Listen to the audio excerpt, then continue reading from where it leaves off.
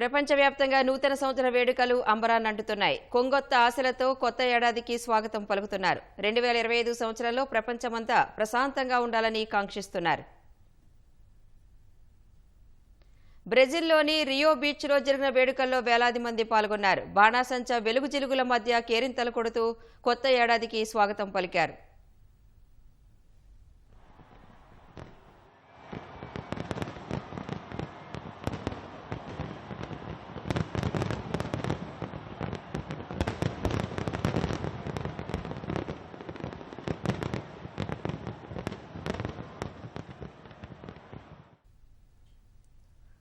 ఉత్తర కొరియాలోనూ కొత్త ఏడాది వేడుకలు అట్టహాసంగా జరిగాయి. రాజధాని ప్యాంగ్యాంగ్లోని మేడే స్టేడియంలో జరిగిన ఉత్సవాలకు కిమ్ జోంగ్ ఉన్ తన కుమార్తెతో కలిసి హాజరయ్యారు. 2018 నుంచి కొత్త సంవత్సరం వేడుకల ప్రత్యక్ష ప్రసారాన్ని ఉత్తర కొరియా నిలిపివేసింది. కొత్త ఏడాది వేడుకల్లో కిమ్, ఆయన కుమార్తె పాల్గొన్న చిత్రాలను ఉత్తర కొరియా మీడియా విడుదల చేసింది.